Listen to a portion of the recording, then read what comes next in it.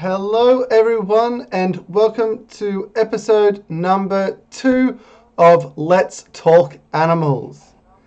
Now, in today's episode, we are going to be talking about quite an icon of Australia, and especially where I live, Tasmania, the Tassie Devil. But not this one. We are going to be talking about quite a different one to that, but just as cute. This Tasmanian Devil is this one right here. So welcome on in everyone. I hope you are having a fantastic day, and I hope that you enjoy what is going to be discussed today and have some questions as well, because I love having a bit of feedback and comments and that in the chat there so that I can respond to those as well.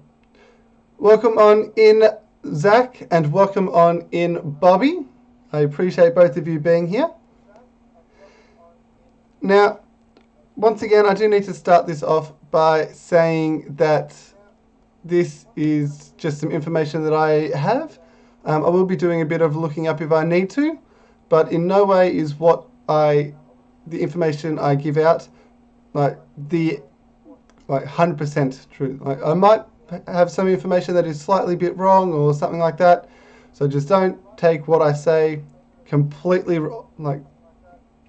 I could be partially wrong, and I am open to that, and if there's anyone who has any other information or knowledge that is different to my own, I'd love to hear about it. Comment in the chat or down in the comment section and let me know so I can fix what I know. So, Tasmanian Devils, they do get quite a bit of a reputation about them, and it is a species that have got a lot going for them, but also a lot going against them as well. People do fear them, but they're an absolutely adorable species. And does anyone have any questions, thoughts, topics, things like that they want to say before we start on today's information on the amazing Tasmanian Devil? We'll see, Bobby. It just depends on how many people turn up. So, Tasmanian Devils are quite adorable, as you can see by the little picture there. Quite an adorable creature. We will get on to what they eat a little bit later, Zach. So, the scientific name is, and I'm probably going to butcher this again, Sarcophagus harrisi. Sarcophagus harrisi. Another one where it's very difficult to say. So, the Tasmanian Devil is a nocturnal species. They come out and look for food during the nighttime, and they'd rather be sleeping during the day. So that's partially why they have the colours, is to help them blend in the darkness of the night. They live for, on average, maybe 7 or 8 years of age. There's a lot of things that are causing them to die off at an earlier age. Now, ones in captivity have been known to live over 10 to 12 years, which is also quite good.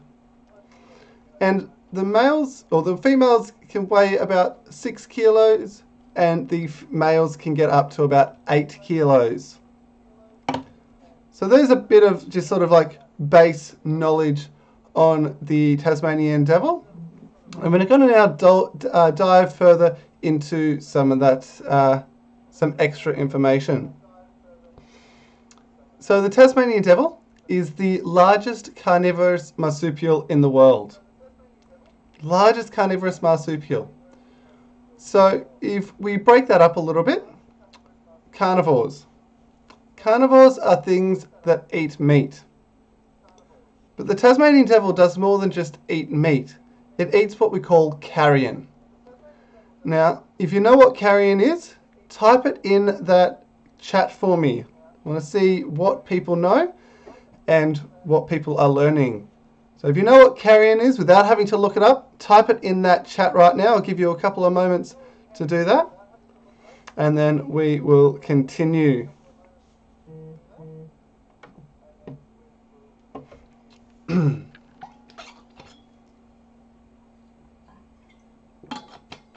Does anyone know what carrion is? Not seeing any responses. So carrion is something that is already dead. So dead meat. So Tasmanian devils like to eat things that are already dead. Now, one of the big things here in Tasmania is roadkill. We have a lot of roadkill here, and so Tasmanian devils love eating things like that. A nice easy meal. And some of the reasons why they like to eat something that's dead is they live a solitary life. They live on their own. They don't really have a group of devils to help hunt with something like a hunt. So in order for them to catch something and kill it, it either has to be old, sick, young, or dying. So there's not a lot of things out there that are like that.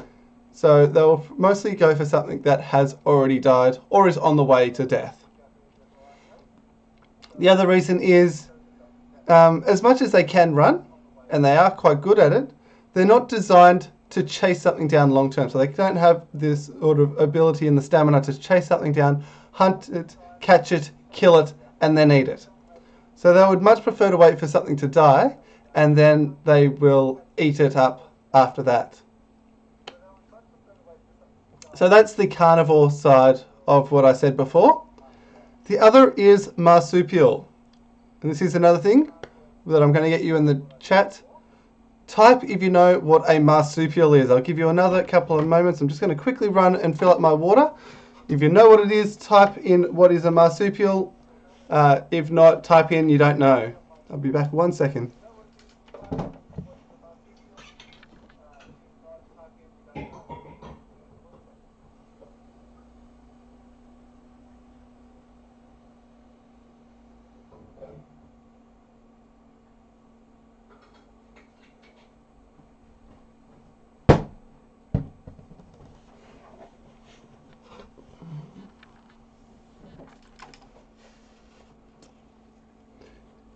If there are no roads, there will... If there are roads, there will be roadkill. Yes. So no one knows what marsupial is? Alright, so a marsupial is a mammal that raises its babies inside a pouch. So we do have a lot of marsupials here in Australia. Yes, Bubby has a pouch for its young, yes. So in Australia we've got lots of animals that raise babies in pouches. And some of those include the koala and the wombat. Both marsupials and raise their babies inside a pouch. Now, Tasmanian devils are very, very cute species. Yes, the kangaroo is a kind of marsupial as well. So the Tasmanian devil is a very, very cute species, but they do have some pretty dangerous weapons, being those teeth. Now I'm going to get you guys to answer this again, and it doesn't matter if you answer wrong, I just want to see what you think. So on average, a human has a bite strength of around 150 pounds per square inch. So that's a human that has 150 pounds per square inch. What do you reckon a Tasmanian devil's bite strength is? If a human's 150, type in the chat, what is a Tasmanian devil?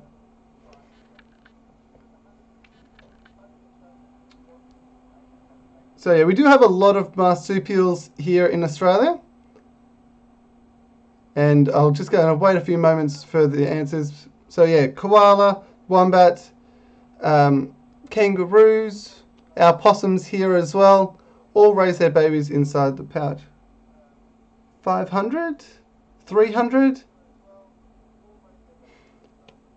So the average human has a bite of around 150. A Tasmanian devil can get up to a 3,000 pound bite. So up to 20 times stronger than the average human. So very, very strong jaws. Now, with that, when they eat, that jaw pressure allows them to chew through fur, feathers, skin, muscle, and bone. Very, very powerful jaws, very, very dangerous jaws. The other thing about their jaws is they get what's called lockjaw. So once they bite onto their food, they don't let go until a bit of that meat falls off. Now, very, very powerful jaws, very, very dangerous. So, but as you can see, very, very cute looking face. Let us do this quickly. So you can really see in this image how big those teeth are and how much damage they can really do. So those jaws are that powerful that biting through bone for them is like us going through through butter with a hot knife. It just slices straight through.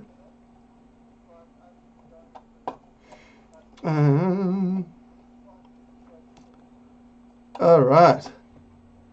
So Tasmanian devils will basically feed on anything of a carcass, as I mentioned, but they do have to be very picky with certain parts of it, because things like the skulls they will leave behind because it's a very thick bone and there's not a lot of nutrition that they would get from eating the skull. The other thing about that is that Tasmanian devils have one set of teeth their entire lives. So if they do happen to damage their teeth, they then become a weaker animal. And for a Tasmanian devil, it is survival of the fittest. So it's always the strongest and the most powerful devils that get the first dibs on food, as well as the first dibs on a partner. And we'll discuss that a little bit later on as well. Yes, very, very powerful, but they have to be very, very careful. Now,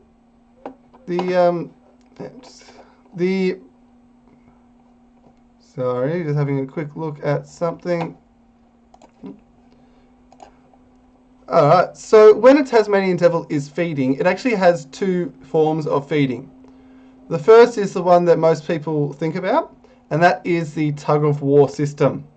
So when you've got lots of devils feeding on one bit of food, they fight each other and they tug at the food, so that once they've bitten on it and they're pulling against it, other devils will provide the resistance in order to break that food apart and enable them to get a nice chunk of that food to be able to eat it. Now, when you've got, you can have a look at the devils, and they do have those whiskers that stick out the side of their mouth there. When they are feeding, those whiskers stand directly out. And in that part of the meat where those whiskers are, is that devil's food. If any other devils try to come in close and get into that another devil's section of the food, they get a face full of teeth coming at them, pushing them away. So they're very protective of their part of the meat because they've fought hard to make sure they get the best parts for themselves. So the devils that are a little bit more inexperienced, they do have to wait a bit behind, but it's not just the ones with the most strength that get to the food. There are some that have a bit more brain power that can get to it as well. So what happens is the stronger devils get in first, they get to the food. The devils that are a little bit more strategic, they wait behind, and what they'll do is they'll actually start biting other devils on the backside. The devil that's been bitten will turn around to figure out what's happening, and then the strategic devil will dive in and get a bit of food whilst it can. So it's not just survival of the strongest, but it's also survival of the just fittest in the fact that they can be quite brainy as well as straight muscles. Now, once a devil has broken a nice chunk of that meat off, what they'll do is they'll just run away with it. And when they run away with it, they'll actually drag a bit of that food on the ground and leave a scent trail on the ground. And when they run, it's not just in a straight line. They'll actually run diagonals, curves, they'll spin around, they'll go all over the place.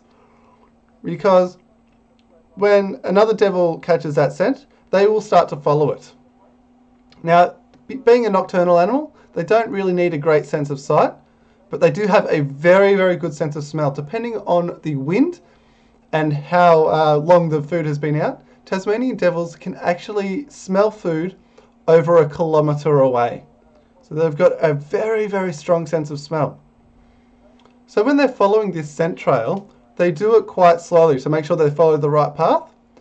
And if any other devils run past, they believe that one has the food, and so they'll start chasing that one.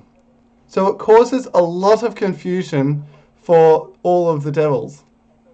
So when they break away from the others, they leave a trail of confusion behind them and try and get to their den so that they can, or get somewhere they can hide so they can eat as much of that food before the other devils find them. So very, very smart. So that's the other type. So you've got the tug of war, which is on the main part of the food, and the chasing, which is when one breaks away from the others with a chunk of the food. Now, so yes, Zach, the babies are good at climbing, but as they get older, they become a little bit more clumsy, and obviously they've got a lot more body to climb into the trees, so they can't climb the trees as well as an adult as they do when they're young. Now, in a feeding session, a Tasmanian devil can eat up to 40% of its body weight in one sitting. Now, when it does this, or the reason it does this, is because out in the wild, the devils never know when their next meal is going to be. So by eating so much, they can potentially last a couple of days without having to find food. Now, if anyone has seen a devil after it has had a feast, they look like little bowling balls with legs. They really do gorge themselves so that they can last a long time without food. Very interesting to see. Now, Tasmanian devils, their breeding season is sort of around the March, April times. So about now is when Tasmanian devils would be breeding.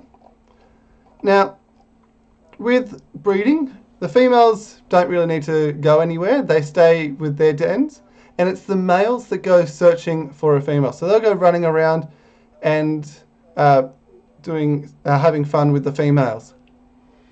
Now, the breeding of devils can get a little bit aggressive, so to speak. The males don't like to do things gently, so the poor females have to deal with that. But yes, they will breed, and the gestation period for a Tasmanian devil is about 3 weeks. Excuse me. So 3 weeks is how long a female devil is pregnant for, basically, and then she will give birth. So another question to you guys in the chat, so get your fingers ready to type.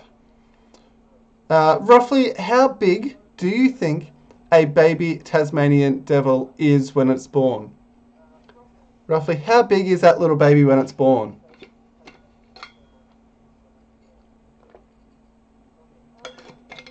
I'll give a moment for people to type in that chat.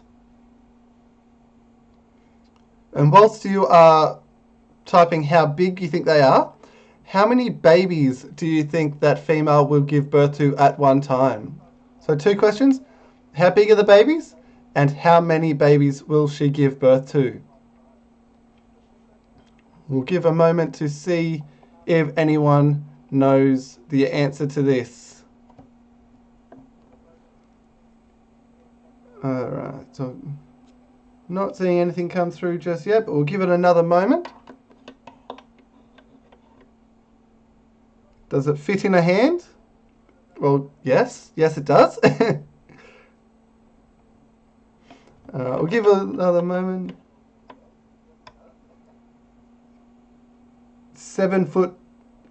That's a big baby. That is a very big baby. And 4 babies.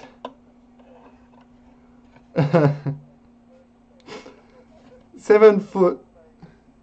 Hang on. Yeah, I can't imagine that.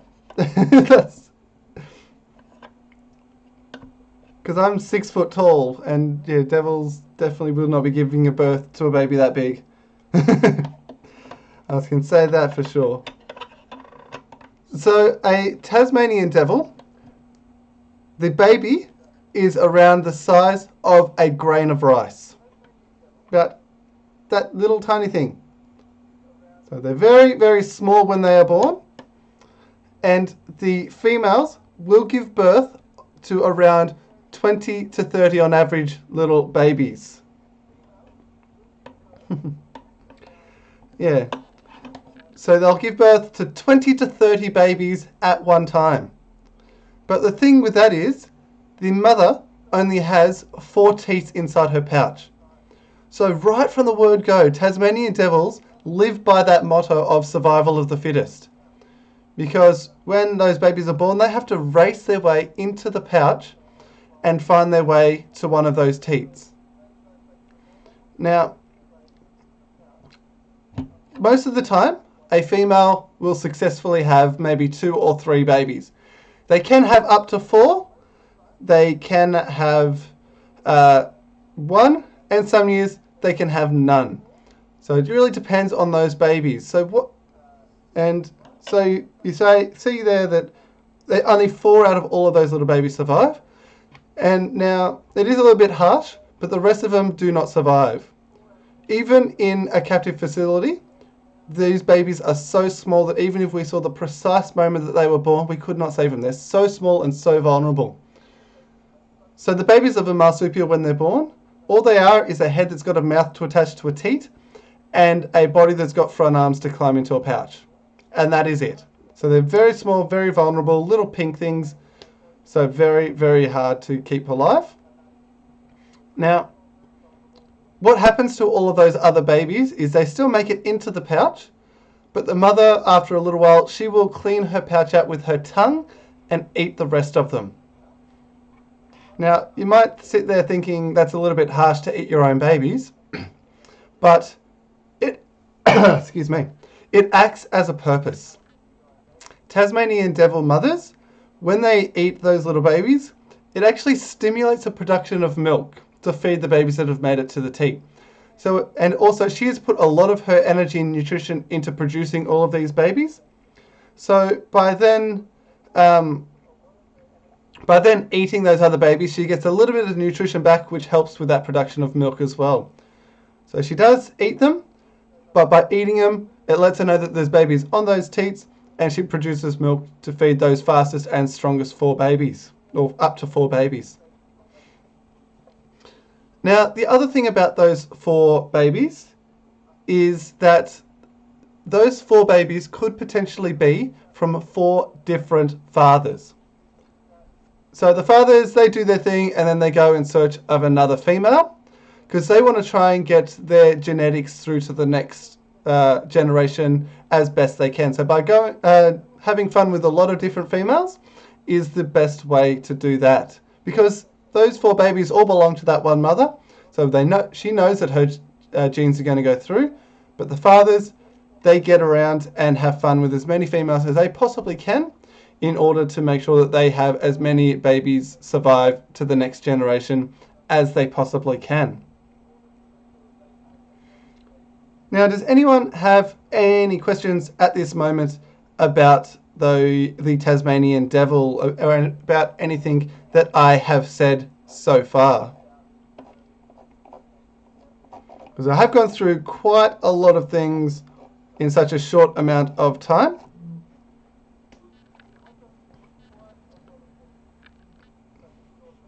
Now, the difference between the genders, a lot of the time, if you're looking at a male, especially one who is sort of showing a bit of dominance or feeding or something like that, the males show themselves very, very easily. The males are also a little bit larger than the females are. So as I mentioned earlier, the females get to maybe around 6 kilos, the babies to about 8 kilos. So the males are a little bit bigger. They show their private parts a lot more. And the females, obviously, they have those pouches and the babies. Any other questions before I continue? We are at 3 likes. Can we get to 5? Can we get to 5 likes on this episode? No other questions? So now, does anyone know why they got the name the Tasmanian Devil? It's a bit of an interesting story as to how they got their name. But yes, it is a bit of a story nonetheless. So when Tasmania was first populated, actually before I do that, I am going to change this up. So here you can see a young Tasmanian devil in the picture just there. That devil, just guessing off the size of it, would probably be around 4 or 5 months old. About 4 or 5 months old would be my guess to how big or how old that little one is. So as you can see, they're absolutely adorable, and they do grow very quickly. So to get from a grain of rice to that size in about 4 or 5 months, they do grow very, very fast. They're almost full grown by 1 to 1.5 years old. Now, the Tasmanian Devil got its name from when the settlers first came to Tasmania. They built their farm, they brought their livestock over, and set everything up ready for themselves to live. Now, of at night time, they would hear this horrible screeching noise.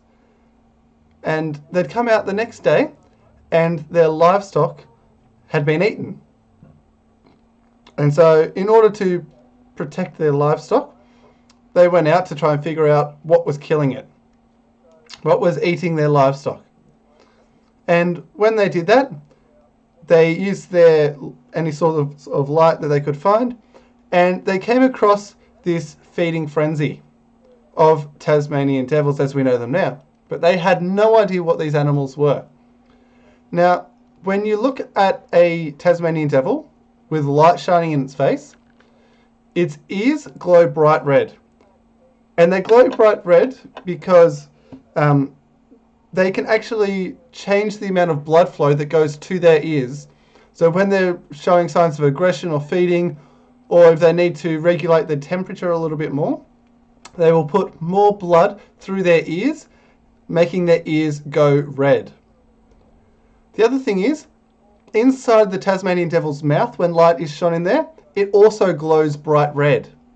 And their eyes glow bright yellow. So the bright red ears and mouth and those bright yellow eyes, back in those days, they'd see that and they've gone, oh my gosh, it's the devil. So Tasmanian Devil comes from that.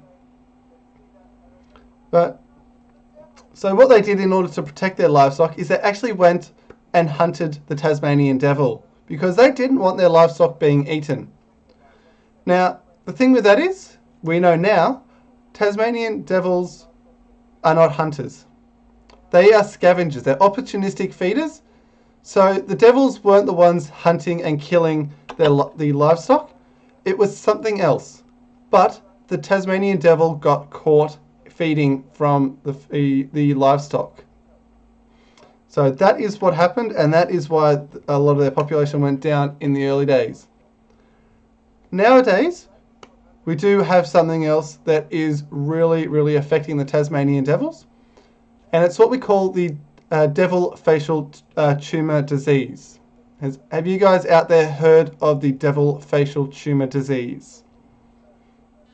Have people heard about it?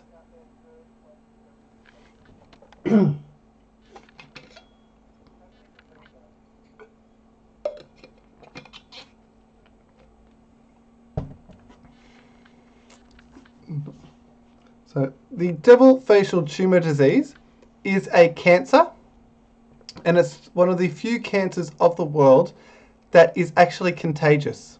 and so that it is spread from one individual to another.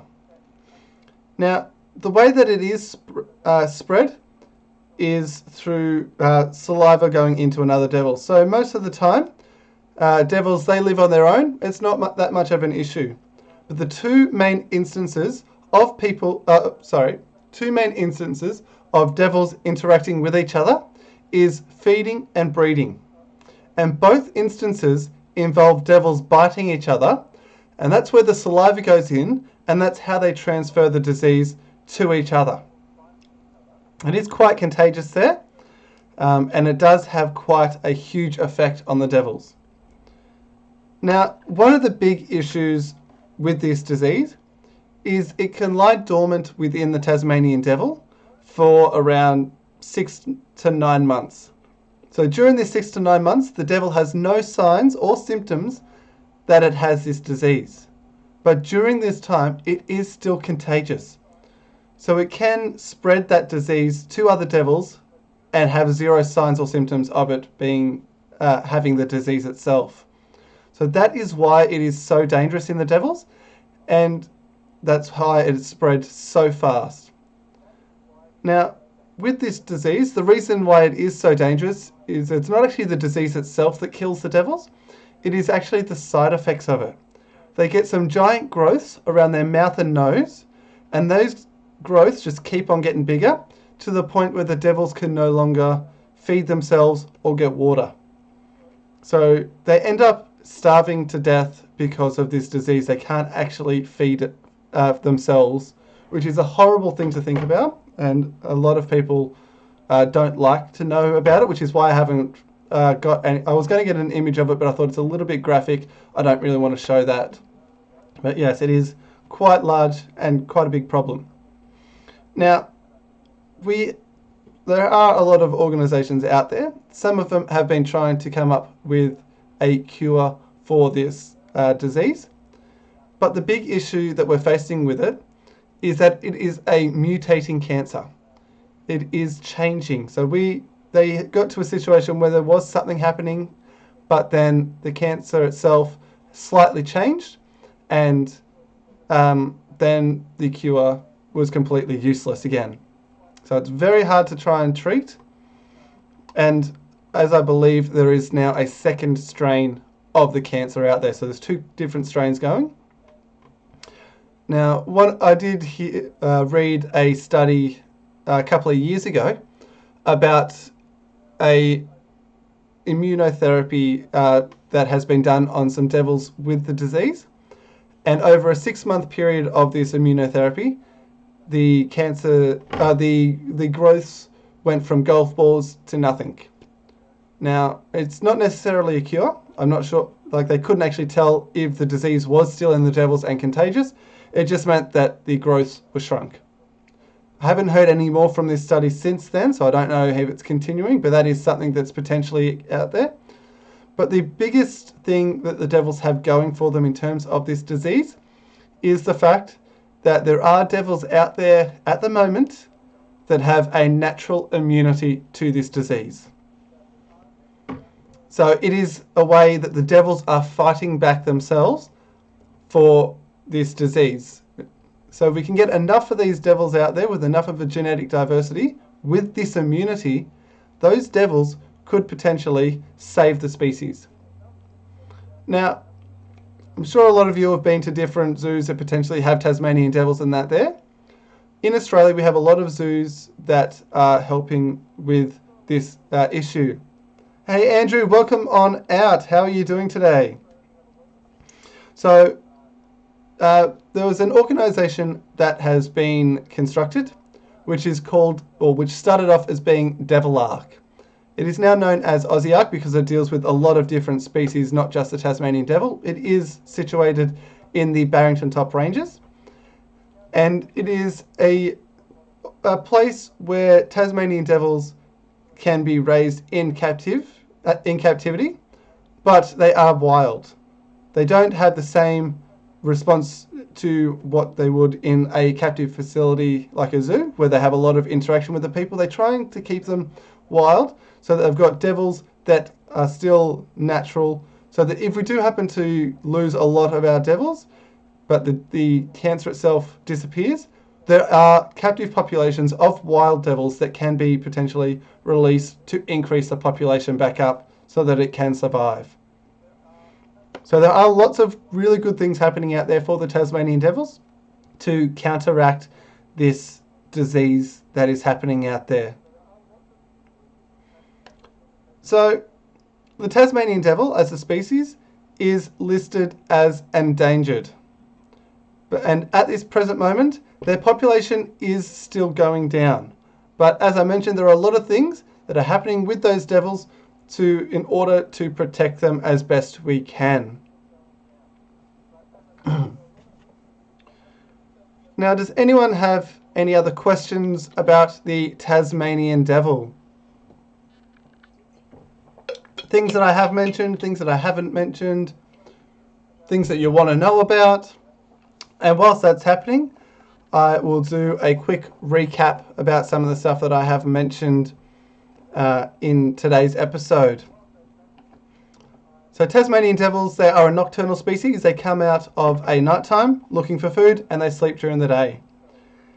They can live for around average to about 8 years of age, and the females get to about 6 kilos, the males up to about 8. They are the largest carnivorous marsupial in the world, feeding on dead things, mostly like roadkill, things like that, or something that has already died. And marsupial is that they raise their babies inside a pouch. Average human has a bite strength of around 150 pounds per square inch. Tasmanian devils can get up to a 3,000 pound bite, so 20 times stronger than the average human bite. They will pretty much eat anything, the fur, feather, skin, muscle and bones of a creature, but they'll leave the thick bones such as the skull and things like that behind because they only have one set of teeth and they don't want to become a weaker animal. They live by the motto of survival of the fittest. The female's gestation is about 3 weeks. After that 3 weeks, they will give birth on average to around 20 to 30 grain of rice sized babies, which have to race their way into the pouch because mum only has 4 teats, which means only up to 4 will survive. So it's the fastest ones make it there. The rest of them, then she cleans her pouch out with her tongue and eats the rest of them to stimulate the production of the milk.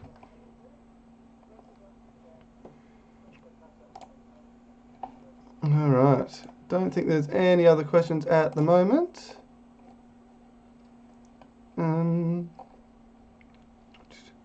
So they'll pretty much eat any sorts of meat, but as I said, roadkill is probably one of the most commonly thing that they will find. They make dens out of like hollow logs and burrows, things like that.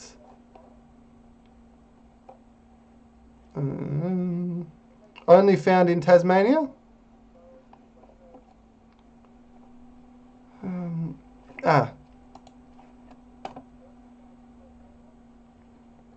So Tasmanian devils have a colour pattern that being the black with the white stripes on them. Now, the amount of white that you will see on a Tasmanian devil is dependent on the individual. So, as you can see there with the one there, this devil that I've put in the picture right there has the white across its belly and a little bit on its side.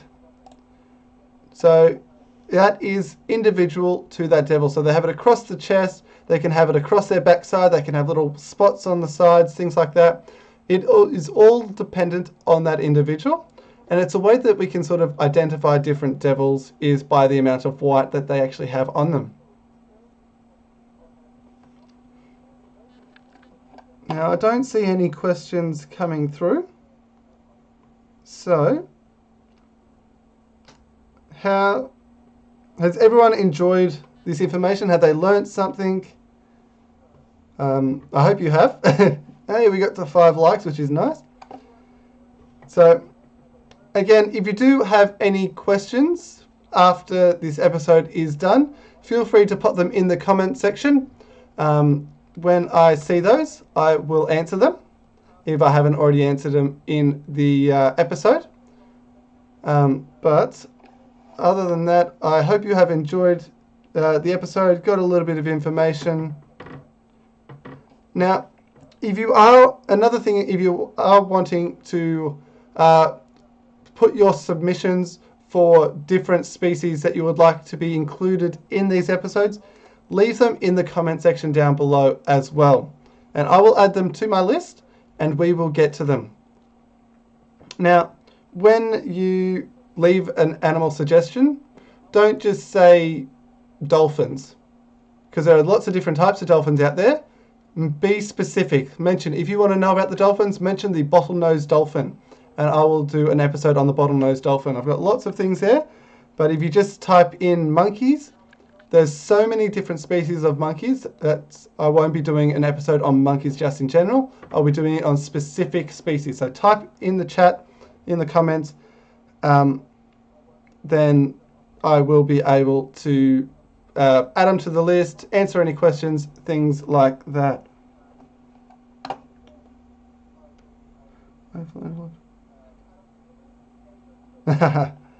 That's good.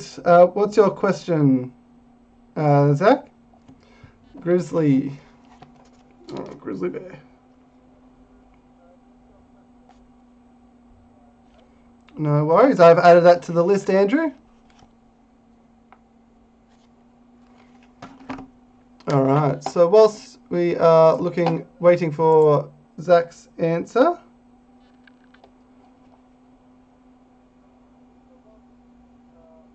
All right. All right. So yeah, once again, I do hope you have enjoyed. We are going to. Yeah, I don't see why not. Raiding. Raids are always a good way to share a bit of love to other content creators. And that's what I'm just going to do now, is have a bit of a look. If anyone does have any questions about devils or anything I've mentioned in this episode, let me know whilst I'm having a quick look. Otherwise, type it down in that comment section and I will get to it when I see it. So, let me have a quick look.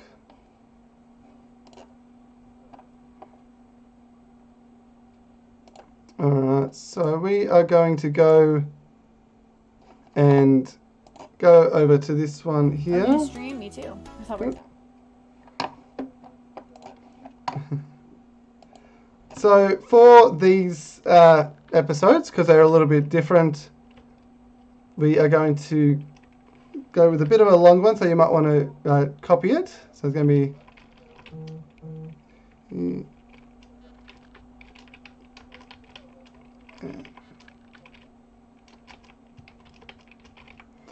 Alright, so that is what we are going to go with for the raid. So, and we are going to go over and raid our favourite person, Mama Cat. So if you want to head on over there, do the hashtag Let's Talk Animals raid with Mama Cat. And I hope you enjoyed that, and I look forward to seeing you at the next episode, which will be happening sometime soon. So otherwise, enjoy the rest of your day, and take it easy. See you later.